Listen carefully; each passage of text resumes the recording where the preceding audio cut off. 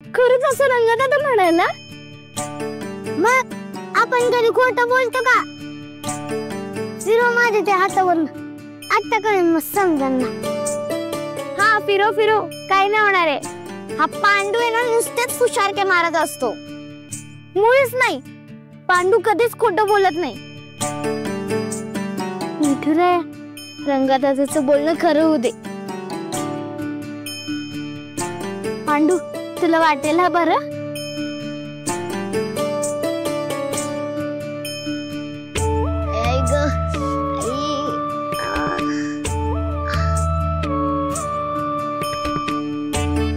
मिठुराया मिठुराया मिठुराया मिठुराया मिठुराया मिठुराया.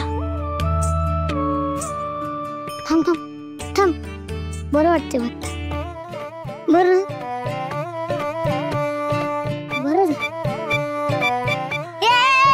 बरं झाला.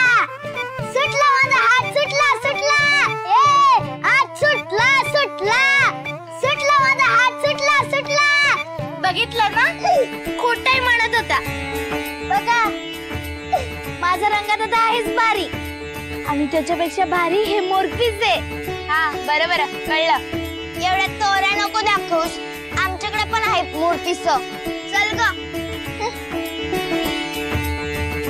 बघितलं ना कशी जिरवली त्यांची. देत आई आई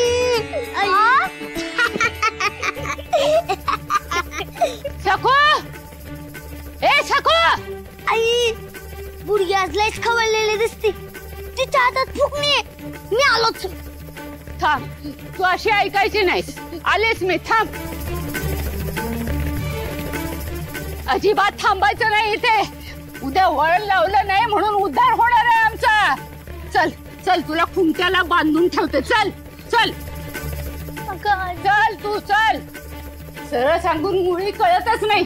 बैस इथं कामाला चुपचाप. मगाशी तुझ्या छंदिष्टपणाचा एवढा उद्धार केला तरी खुशाल बाहेर जाऊन बसलीस. दुसरी एखादी असती तर लगेच कामाला लागली असती.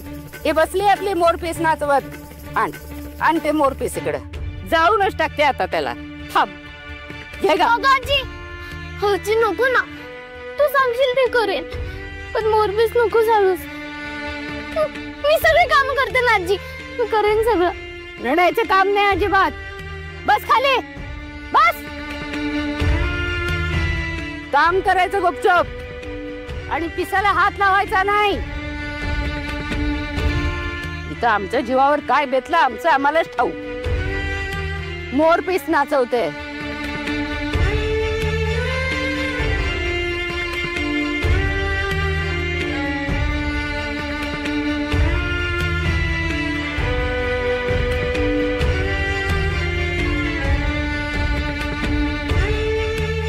बघायचं सुद्धा नाही त्याच्याकडे.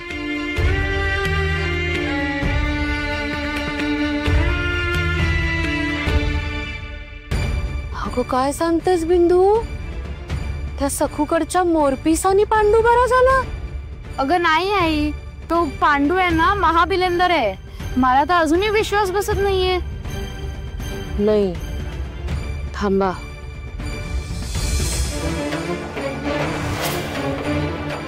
सखूकडे आलेली जी 5वी सवाशीण आहे ना, तिच्याकडे लय म्हणजे लय शक्ती आहे. देव प्रसन्न आहे ना तिच्यावर. त्या जोडप्यानी भलतेच केले हो. चेतूक म्हणतो मी. रुबाब गेला, रया गेली आणि गंमत ती तर गेलीच हो. नाही नाही नाही, म्हणजे तो पांडू आहेच लबाड, पण ते त्यांच्याकडे आले होते ना लखुमाई आणि तिचा तो नवरा. ते जोडपं चेटूक करणारच होतं. या मोरपिसाची गोष्ट पण खरी असणार. पण आई असं असेल तर ते मोरपीस आपल्याकडे हवं, सगूकडे कशाला? हवं म्हणजे काय? हवंच, पण तुम्हाला खेळायला नाही, मोठ्या कामाचं आहे ते मोरपीस.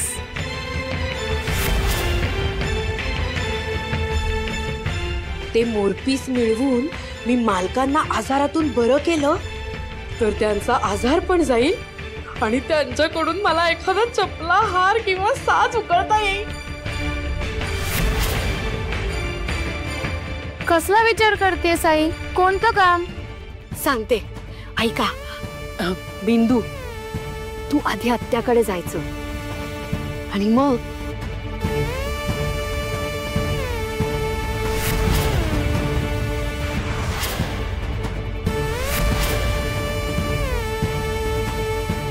जाग बिंदू, कोणत्याही परिस्थितीत ते मोरपीस इथे यायलाच हवं.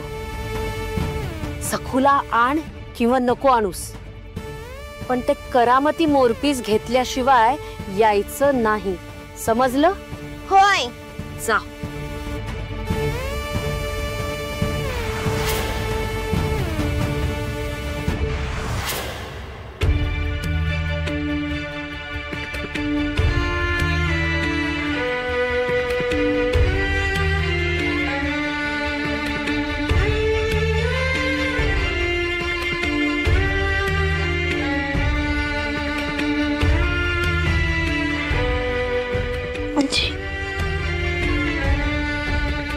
सखू, ए सखू, सखू.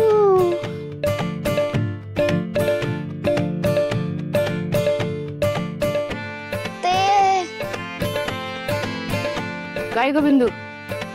ते सखूला बोलवायला आले. सखूला घरी बोलावलंय. घरी बोलवलंय? कुणी बोलवलंय आणि कशाला बोलवलंय? त्या भामेने बोलवलं असणार. नाही येणार ती आता. बघतेस ना काम करते ती.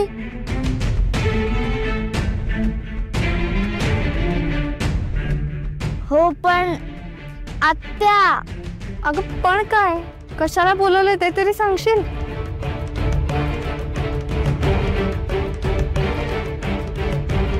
हा, अगं दादा आजोबांना सखूची खूप आठवण येत होती म्हणून आले.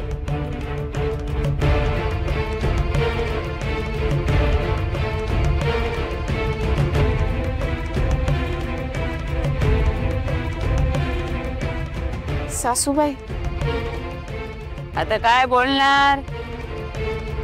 जाऊ देत का मग? जाऊ दे. पण ऐक ग, दादा आजोबांना भेटून लगेच परत घरी यायचं. इकडे तिकडे कुठेही जायचं नाही. घटकाभर बस त्यांच्या जवळ आणि परत ये. नाहीतर गेलीस की तिकडचीच झाली असं करू नकोस. समजलं ना? आणि ऐक, इथे जे अर्धवट काम सोडून चालली आहेस ना, ते परत येऊन तुलाच करायचं आहे. ही खूण गाठ बांधून ठेव.